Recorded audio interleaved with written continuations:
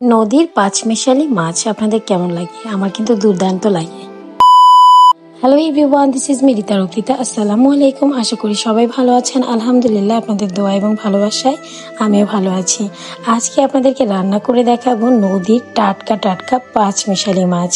অসম্ভব সুন্দর। দেখেন এখানে কি কি মাছ আছে। শিলং মাছ আছে, ইলিশ মাছ আছে, রিঠা মাছ আছে, চিংড়ি মাছ আছে, ট্যাংরা মাছ আছে, পাবদা আছে, বেলে মাছের বাচ্চা আছে, টাটকিনি মাছ আছে, আরও কয়েক আইটেমের মাছ এখানে আছে ও আয়ের মাছ আছে। তো এটা হচ্ছে নদীর পাঁচমিশালি মাছ। এই মাছটা খেতে এবং রান্না করে ভাত দিয়ে খেতে অসম্ভব লেভেলের মজা লাগে। মানে পার্সোনালি আমার অনেক বেশি ভালো লাগে। তো মাছটা আমি সুন্দর করে পরিষ্কার করে একদমই ঝকঝকা করে ধুয়ে নিয়েছি, দেখতেই পারছেন। এখন আমি রান্নার স্টেপ বাই স্টেপে চলে যাচ্ছি। কড়াইয়ে দিয়ে দিব পরিমাণ মতো তেল এবং পর্যাপ্ত পরিমাণ দিয়ে দিব পেঁয়াজ।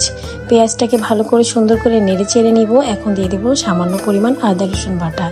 এখন স্টেপ বাই স্টেপ গুঁড়ো মশলাগুলো সব দিয়ে দিব। হলুদের গুঁড়ো, মরিচের গুঁড়ো, জিরের গুঁড়ো, ধনিয়ার গুঁড়ো, সামান্য একটু পরিমাণ পানি দিয়ে এখন মশলাটাকে ভালো করে কষিয়ে নেব।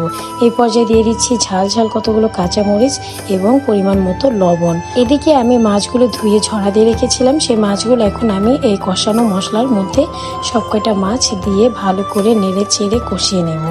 বেশ খানিকটা সময় এটা কষাবো না, কারণ যেহেতু এটা আমি কাঁচা মাছগুলো কষাই নিচ্ছি, সেহেতু এই মাছ কিন্তু ভেঙে যাওয়ার সম্ভাবনা থাকে।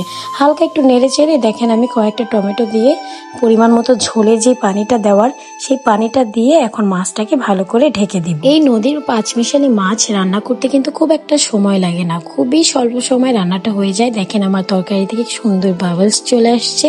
এই পর্যায়ে আমি দিয়ে দিব সবুজ সবুজ ধনিয়া পাতা। রান্নার শেষে যদি ধনিয়া পাতা না দেই, সেই অথেন্টিক টেস্টটাই কিন্তু আপনারা পাবেন না। তো ফাইনালি আমার নদীর পাঁচমিশালি মাছ রান্না করা ইটস এ 10। তো বন্ধুরা, আমি আমার ভিডিওর একদমই শেষ প্রান্তে চলে আসছি।